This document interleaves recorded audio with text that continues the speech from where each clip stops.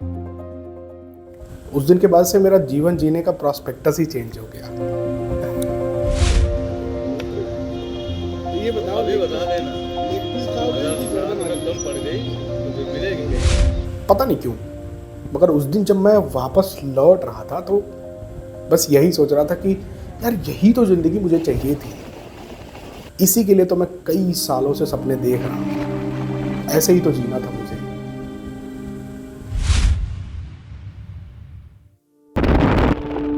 एक तरफ होली की मस्ती में पिछले 20 दिनों से चल रहे प्रोग्राम की थकान छू मंतर हो चुकी थी, और आज मैं फिर से अपने बोरिया बिस्तर के साथ एक नए शहर, एक नई दुनिया में एंटर करने जा रहा हूँ। दुनिया में कई सारे ऐसे लोग हैं ना जो सिर्फ और सिर्फ इसलिए जी रहे हैं क्योंकि उन्हें जीना है, उन्हें ज़िंदगी को एक बेहतरीन ढंग से आगे ले जाना है। वो चंद खुशियों में इतने खुश हो जाते हैं कि जैसे लगता है कि पूरे संसार ने उनके कमर में गुदगुदी कर दी हो।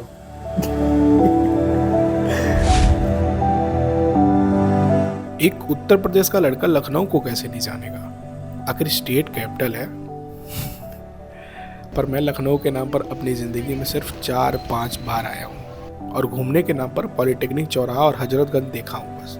और आज मैं लखनऊ में अभी इसलिए आया हूँ क्योंकि हमारी कंपनी द्वारा यहाँ 10 दिन के लिए एग्जीबिशन लगने वाला है। आप कभी सोते सोते कोई ऐसा सपना देखे हो जो बहुत खूबसूरत है, लेकिन आप समझ नहीं पा रहे हो कि ये चीज़ हो क्या रही है, मैं कहाँ हूँ, किस जगह पे हूँ। आपकी आंखें एकदम चक्कर बकर चारों तरफ देखे जा रही हो और आप उलझन में हो कि ये क्या है, अरे ये क्या है, अरे ये क्या है।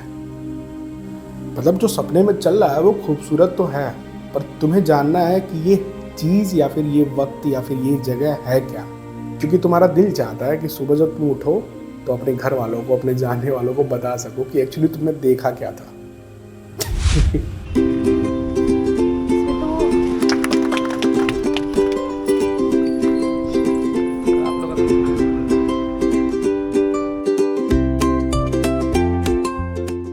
पहला और दूसरा दिन ढेर सारे रस्मों से होकर गुजरा, लाइक उद्घाटन, गेस्ट की एंट्री, उन्हें प्रोग्राम के बारे में समझाना, पब्लिसिटी एंड ऑल। और ये 2 दिन सब कुछ अरेंज करने में ही चले गए होते हैं। और मुझे जहाँ तक याद है इन 2 दिनों में सिर्फ हमने भागम भाग ही की। तीसरे दिन सुबह हम यूं ही बैठे होते हैं कि अचानक सोनम और मैंने प्लान बनाया कि क्यों ना माइक्रोनी बनाई जाए और मस्त सबके साथ पार्टी की जाए। तो अभी हम बनाने जा रहे हैं माइक्रोनी अपने सारे आर्टिजन के लिए। ये हमारी मम्मी जी हैं। हाँ, हम मैक्रोनी बनवा रहे हैं अपने सर जी में। ये हमारे सर जी मैक्रोनी बनाते हैं, सुबह झाड़ू लगाते हैं, सुबह उठ के झाड़ू लगाते हैं। खाना देख बना रहे हैं मैक्रोनी, बढ़िया, और खा के अपने बर्तन भी साफ करके रखते हैं। और ये सर की सभी लोग तारीफ कर रहे हैं। ये देखिए आप सर, क्या क्या डाल रहे हैं इसमें, प्याज डाला है, प्याज मिर्च फ्राई हो रही है, टमाटर डाल रहे हैं, मैक्रोनी ये देखिए मैक्रोनी देखिए कितनी सुंदर लग रही है। देखिए मैक्रोनी इस तरह से देखिए। प्रोग्राम के पहले दिन हमारे डायरेक्टर साहब ने हमें बोला था कि अगर तुम चाहते हो कोई अच्छी जगह रहने के लिए तो वो हम प्रोवाइड करवा सकते हैं तुम्हें। बट ऐसा लगा ना कि नहीं, मुझे फैसिलिटीज़ नहीं चाहिए, मुझे लोग चाहिए, वो लोग जिन्हें मैं शायद नहीं जानता हूँ लेकिन इन 10 दिनों में बहुत अच्छे तरीके से जान जाऊँगा और हमेशा के लिए अपना बना लूँगा। ये मेरी एक्सपेक्टेशन थे। संसाधनों की कमी के नाते हमें कुकर में माइक्रोनी बनाना पड़ा। ये देखो हमारे सर ने बनाई है, चेक करके बताओ कैसी है। उसमें गलत क्या है, गड़बड़ क्या है, पहले ये बताओ। मसाले हल्के ही खाते हैं हम लोग, तो नमक भी नहीं है। ये हमारे हीरे बेटे, ओम प्रकाश को अलग से नमक ला के दे। हीरे बेटे ऋषि भाई। लो बोलो, सर ने कैसी बनाई है? बिल्कुल बेकार, बेकार, बिल्कुल बेकार। देसी पी के बोल रहे हो, शुद्ध में बोल रहे हो? एकदम दिल से बोल रहे हैं। मतलब देसी पी के ही बोल रहे हो? नहीं, दिल से बोल रहे हैं, देसी पी के नहीं बोल रहे हैं। तो दिल से बोल रहे हो? हाँ, तो बेकार बनी है। सुनो ना, इसमें मसाले हैं, ना मिर्ची है, ना नमक है, ना मतलब रस है, उससे प्लेट ले लो। कुछ भी नहीं है। ओम प्रकाश से प्लेट ले लो। मैंने यार खुश था और रीजन से भी बताना था कि वहाँ जितने सारे लोग थे ना वो एक से बढ़ के एक थे। एक तरफ हमारी प्यारी सी आंटी जी जो सुबह 8 बजे तक 15 लोगों का खाना ऐसे बना देती थी जैसे मशीन। आंटी के हाथों की रोटी मिलेगी अभी, आंटी के हाथों की रोटी मिलेगी। और एक तरफ हमारे ओम प्रकाश भैया। हिंदुस्तान में सबसे बड़ा पिक्चर हॉल कहाँ पे है? कहाँ पे भैया आपको पता है? भैया लखनऊ के नवाब थे, उनके यहाँ उन्होंने पहले ज़माने में बनवाया था लखनऊ में। हमको भी नहीं पता है, ये ओम प्रकाश जी बताएंगे। बताइए कहाँ पे आप? जयपुर। कहाँ? जयपुर में? जयपुर में आप करते जिसको आप लोग आमेर किला के नाम से जानते हैं। सही में? सही में? आमेर किला में? तुम जान रहे थे कि तुक्का मारे? क्या मार रहे हैं? जो उस वक्त काम आते थे जब हम सब बोर हो रहे होते या फिर खाली वक्त हमारे पास रहता था, क्योंकि यही एक शख्स ऐसे थे जिनको हर कोई छेड़ सकता था, हर कोई इनके साथ मस्ती कर सकता था, और मतलब बंदा परेशान हो के भी परेशान नहीं होता था। क्या कितनी बार देखा है? लगभग बहुत बार देखा। लगभग कितनी बार? कभी 10 बार 20 बार? अरे कोई गिनती नहीं है। तो वो क्या वैसे वाइट दिखता है कि ब्लैक? पहाड़ कैसे दिखता है? धुंधला दिखता है या साफ? पहाड़ है। धुंधला एकदम बिल्कुल साफ नजर नहीं आएगा, एकदम धुंधला नजर आएगा, लेकिन ये समझ में सबको आता है कि ये हिमालय पर्वत है। अच्छा, ये सबको समझ में आता है कि ये हिमालय है, हिमालय की चोटी है। तो तुम्हें पता है बस्ती से हिमालय कितनी दूर है? कहाँ कितनी दूर है? मतलब किलोमीटर कितना है? किलोमीटर कितना है पता है? 200 200 किलोमीटर। बस। 200 किलोमीटर दूर की चीज तुम्हें नहीं, दिख नहीं। जाती है। भाई जब आसमान साफ रहेगा, आसमान तो आसमान में नहीं हिमालय है। सुनिए पहले, आसमान साफ रहेगा, मौसम साफ रहेगा, हैं? तो हर चीज आपको साफ जित- नजर आएगी। साफ नजर आएगी। और कोई उसके हमारे लिए यहाँ से सुनो हिमालय हमारे से बहुत दूर नहीं है। हाँ, हाँ, बहुत दूर नहीं है, कि दौड़ते बहुत चले दूर जाएं, है। दौड़ते चले जाएं। दौड़ते नहीं जा सकते। ये गोरखपुर देवरिया। नहीं, गोरखपुर देवरिया क्यों जाएंगे हम? सीधा सिद्धार्थनगर, बस्ती, नौतनवा, उसके बाद नेपाल के बगल में हिमालय, बात खत्म। वो तो नेपाल की है।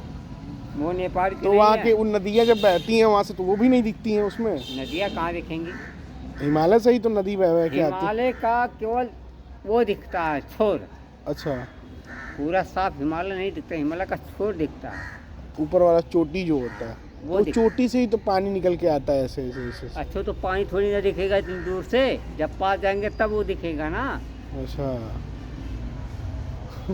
जब पास जाएंगे। उसको- अच्छा, आप उसके लिए सुनो, उसके लिए मतलब देखने के लिए देसी उसी लगानी पड़ती है कि बस ऐसे नॉर्मल इंसान देख एकदम सकता है। नॉर्मल देखिए। ओम प्रकाश जी इस पूरे 10 दिन के कहानी के मेन कैरेक्टर थे, आप ये समझ लो। जिसका मन करता ओम प्रकाश जी से थोड़ी मस्ती कर लेता या फिर थोड़ा परेशान कर लेता, पर इन सब के बावजूद वो इतने सॉफ्ट तो थे कि सुबह होते ही सब कुछ बुला देते थे। आई थिंक मुझे इन सारी खुशियों से हटके एक खुशी ये रहती थी जब इन आर्टिजन के बनाए प्रोडक्ट या फिर हैंडमेड प्रोडक्ट जो भी रहते थे वहाँ पे, जैसे जरी के प्रोडक्ट, ज्वेलरी, सॉफ्ट टॉय, वहाँ लखनऊ के आसपास के लोकल्स खरीद लेते थे। उस दिन ना ऐसा लगता था कि यार इस एग्जीबिशन में कुछ तो हम लोग बहुत बेहतरीन कर रहे हैं, जिसकी वजह से लखनऊ जैसे बड़े शहर के लोग आ रहे हैं और चीज़ें खरीद रहे हैं, वो सपोर्ट कर रहे थे।